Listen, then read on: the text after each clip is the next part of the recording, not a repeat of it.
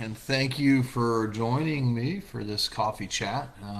If you are here, please make a little comment in the comment section. I think trying to get over to the comments. Cool. So make a comment if you're here so that I know that you're watching, and then I'm going to cover what's going on in Largo this month. It's February 3rd. I think it was 35 degrees this morning when I got up. It's the high, I think, is 58 degrees. A normal high for this time of the year is like 70. Usually 58 is the low on average. So it's been cold. I'm sure you all know that. That's not news. I think our highs are about 12 degrees below what the average is for early February. Of course, it fluctuates. We do have a commission meeting today. I hope that let me get to the dashboard here.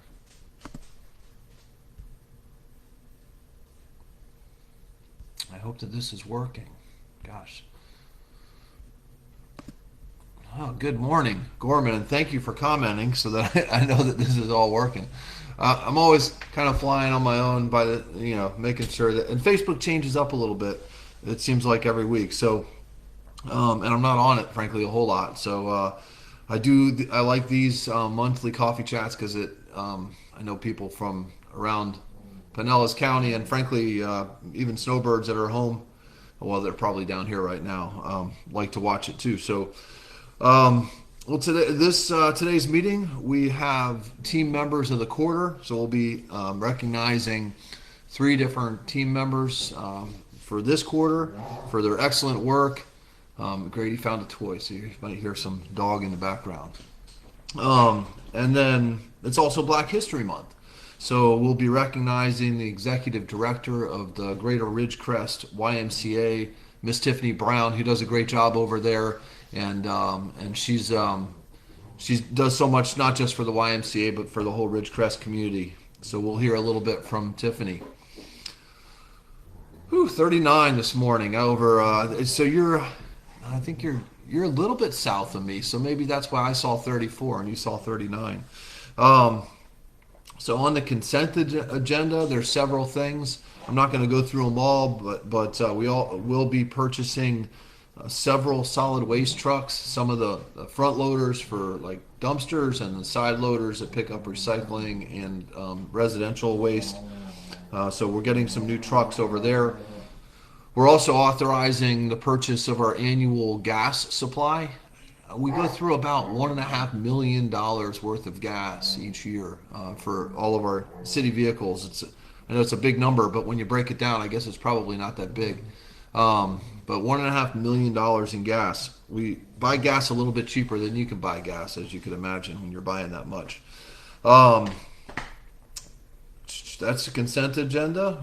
We also will be talking about a future land use map amendment. It's basically an overlay. It's a target employment center overlay. There's 3 areas. One is kind of picture along Starkey Road, Ulmerton, right in that area. One out near the Honeywell, and one out on the east side of town near Tri-City. So 3 different target employment areas. It really is going to comply with the county's target employment industrial land survey from 2023. So it's going to support good jobs and industry coming to the city. So that's in industrial areas, so that we have good jobs for our residents right here in Largo. So let me see what else we have going on. We're looking at some property. We've been working on our two of our fire stations for some years, trying to assemble some property. It's really inefficient, as you can imagine.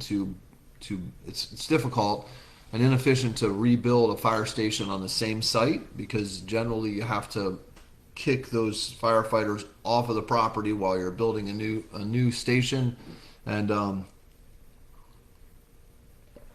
rent a place that isn't isn't necessarily a fire station. So what we typically do, we did this at 39, Station 39 over in the Ridgecrest area, where we got new property and then we we did a land swap with the county, really. But we're looking to purchase some property near Belcher and East Bay. And that's on the agenda today with two different property owners. It is just south of the former Boston Market property. So right on Belcher, kind of across from that shopping center behind, I think it's just south of Rainbow Muffler as well. So everybody that's been here for a little while knows where Rainbow Muffler is probably. So it's right in that area. It would be a little bit, and I'm not a little bit different. It's basically on the other side of East Bay from where Station 42 is now. But it's a good location. It's got direct access to both, to Belcher, just a block off of East Bay, kind of like it is now, but that's on the north side. Some other interesting things. Our RFP was sent. Good morning, Scott and Terry. Good to see you. RFP was put out on the street last week for 201 Highland for the existing City Hall site with the parameters that you guys all voted on last year. Was it last year? No, 2 years ago. To allow certain things, residential, some light offices, so some light commercial. You could have a restaurant out on Highland, and also some green space. So a nice combination of stuff on that corner. We have had a lot of interest. In the first 4 days, we had over 15 people download the packet, and then we've had other people go through the steps to start to look at sending in proposals. A lot of recognizable names as far as development firms and that type of thing. So there is quite a bit of interest, and we'll see what comes in. I haven't heard or seen any proposals yet, and all of it will come in front of us and in front of you guys as well. So appreciate your input along the way. So this is exciting. On February 5th, so today again is the 3rd, so 2 days from now. So Thursday is the opening of summer camp registration for Largo residents. So if you have kids that are going to be doing summer camp this summer, make sure that you register early, because some of these camps fill up quickly. There's over 50 full day and half day camps. There's sports camps like flag football and pickleball. I think they've got like Nerf dodgeball. And fishing. There's a fishing camp where you learn how to fish, and then I think it culminates in a half day or a full day trip offshore out of Clearwater Harbor. So that's really cool. And then there's other camps like dance camps. There's like modern jams to ballet for dance. And then there's theater camp. The theater camp is amazing. These kids, I think it's 2.5, maybe it's 3 weeks of, well, it's 2.5 weeks of getting ready to put on a production. It's a musical production, and then they do a weekend where their show is on the stage, and these kids go from, some of them have been in the camp for a few times, but they just start, and 2 weeks later they put on this amazing production. So that is, I think this year they are doing Disney's Little Mermaid, Bye Bye Birdie, and Cabaret. So all of that is going to come out of the theater camps. It's super cool. Even if you don't have a kid in the theater camp, you can buy a ticket and go watch the show. And then there's other camps, all kinds of stuff. There's nature camps over at McGow, cooking, crafts, all kinds of stuff. So sign up starting on February 5th for summer camps. If you're a non-Largo resident, registration starts for you on February 19th. So Largo residents, February 5th. Everybody else, February 19th for Largo summer camps. And most, if not all of them, do fill up. There's a couple specialty camps that, like the CSI camp with the police department fills up super fast. So if you have to wait to the non-resident, I'm not sure what's going to happen with that. Starkey Road, east of the gas station, next to the pond. I'll have to look, Alex. I'll check on that and let you know. I'll post it here. I don't know that. Are you sure that's in the county? Or in the city? I'll check on it. I'll see what I can find out. Yeah, thank you for asking a question, Alex, as well. Because if you have any questions, please post them in the comments. Hopefully, I see them while I'm talking here. But if I don't, or if I don't have the answer, I will find it for you and I'll post it on this Facebook page, and hopefully you'll see it there. I'll just post it something like this. I'll just answer it right here in the chat.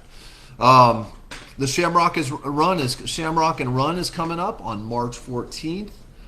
It is a downtown 5K. There's a 5K, 1.5 mile walk, and then like a 100 meter or yard little kid fun run. That's really fun. If you pre-register, you save $5. So that is up March 14th. It's an evening run. It starts at 5 o'clock and goes till 9. And then after the run, there's a party at Ulmer Park where there's great live music. I know the Rotary Club will be out there giving you your free drink with your entry. And also, if you want to have a second drink, we'll be selling drinks as well there. So that's raising money for the Rotary Club, just the beverage sales. But it's a really fun event. It's been growing every year. I think it's going to warm up by March 14th, so hopefully we see you there. But sign up for it. The Youth Leadership Council, I was up in Tallahassee last week during Legislative Action Days for the Florida League of Cities, and our Youth Leadership Council was up there at the same time, so I got to run into them in the Capitol. That was awesome. There was 9 students up there. The rules or to be in Youth Leadership Council, you have to either live in Largo or go to a Largo school. So there was most of the kids were from Largo High School, but we did have an Osceola High School kid and at least a Clearwater High School student. They did great. Project completion for Rosary is by August, is what I found out last month. There's portions that will be done before that, but they say they'll be wrapped up entirely by August. That's for Rosary Road. So Youth Leadership was up in Tallahassee, but they're also planning back here for their Youth Mental Health Festival, which is on February 21st in Largo Central Park. This will be the second year, I think. I know they've done it once before. Maybe it's the third year. I'll have to find out. But it's a Youth Mental Health Festival. I know that it was canceled once because of the hurricane. So it's their second year. But it's going to be February 21st from 12 to 2. It's a really, really nice event. And it's from 12 to 2 at Largo Central Park. There's no fee for admission. There's a lot of different stuff geared towards teens and kids, and different things that can help folks as well. So it's a great event. Hope to see you there. Temporary speed bumps on Cambridge. Tyler, I don't know. I'll have to find out. You stumped me there. I know about them. I know that I've seen something about them. And I know that we procured some temporary speed bumps for road projects. So sometimes when there's as you know, Tyler, sometimes when there's a road project, it forces traffic through neighborhoods, and we'll sometimes install these temporary speed bumps so the traffic that's going through the neighborhoods don't go 40 miles an hour down a residential road. So, but I'm not sure if they're on Cambridge yet, or maybe you're waiting for that. I'll find out. I'm writing that down too.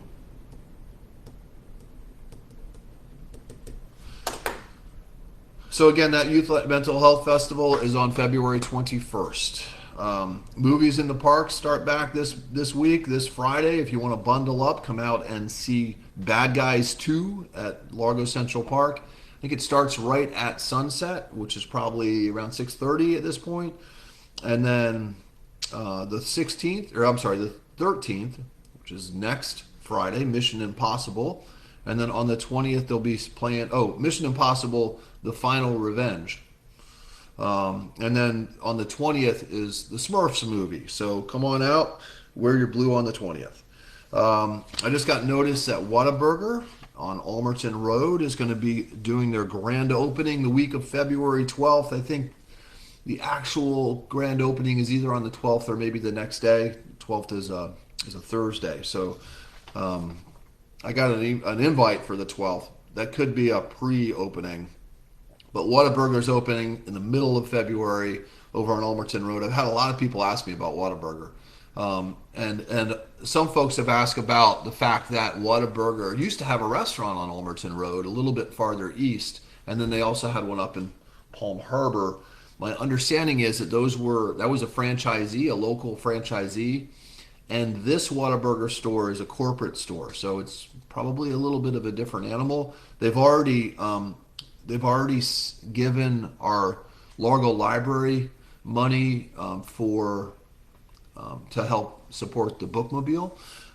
They've also, I know that they're going to be at Largo City Hall with breakfast sometime this week, and I know that I heard online that they were in an elementary school just recently, bringing lunch for a bunch of teachers.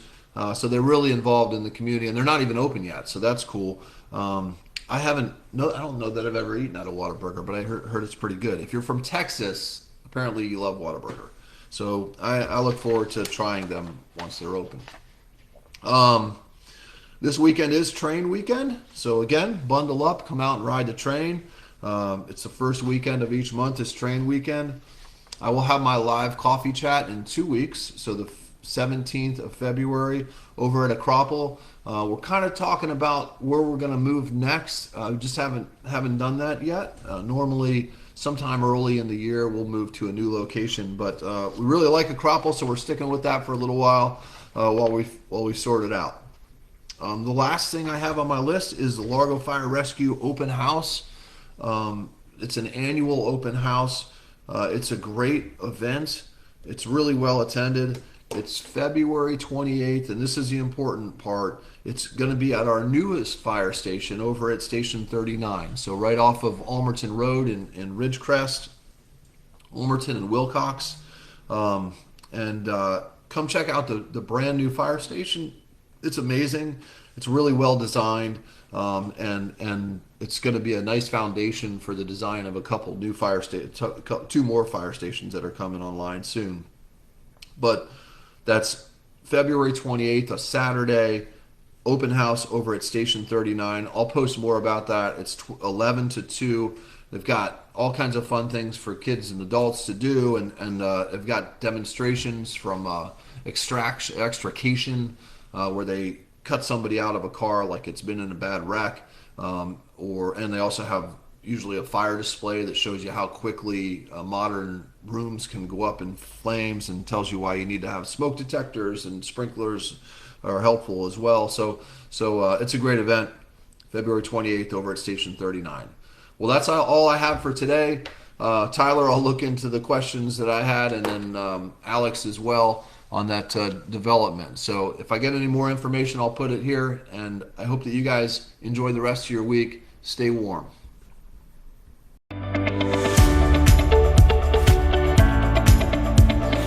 Hi, I'm City Manager John Kirk.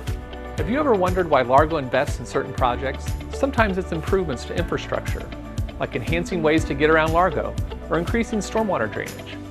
Other times it's community spaces, like the revitalization of Southwest Pool, or it may be improving public safety with modernized fire stations and equipment. The reason behind these decisions? Largo's strategic plan. The new Vision 2030 strategic plan builds on the previous plan's foundation, guided by Largo's values and shaped by thousands of community voices. Residents, businesses, and city team members all helped shape this plan through surveys, community conversations, and more. Vision 2030 helps departments prioritize initiatives, aligns with the city's budget, and guides long-term investments by focusing on 4 key areas: sustainability and resilience, building a resilient community that preserves our natural environment; public health and safety, ensuring our community is safe and informed; community pride, building a sense of belonging through spaces, events, and connections; and organizational excellence, investing in the team members and systems that serve our community every day. Together, we're charting a course towards a stronger, more vibrant Largo, and Vision 2030 is our roadmap. Learn more and explore the full plan at largo.com/strategic plan. Here's a closer look at the initiatives that the Vision 2030 strategic plan aims to implement in the coming years. Sustainability and resilience means preserving our environment and reducing resource consumption, strengthening Largo's ability to adapt to environmental challenges, and supporting a community where residents and businesses can thrive. When we talk about public health and safety, we mean making Largo a place where people feel safe and can stay active and healthy, and can rely on strong infrastructure and emergency services that are ready to respond when it matters most. Community pride means creating a city where people feel connected. Neighborhoods are vibrant and welcoming, and everyone has access to services and experiences that make them proud to live in Largo. And when we say organizational excellence, we mean building a workplace where team members feel valued, supported, and empowered to deliver superior service, grow their skills, and help make Largo even better every day. The community-inspired Vision 2030 strategic plan is the why behind what we do. We hope you'll explore the full plan and stay connected at largo.com/strategic plan.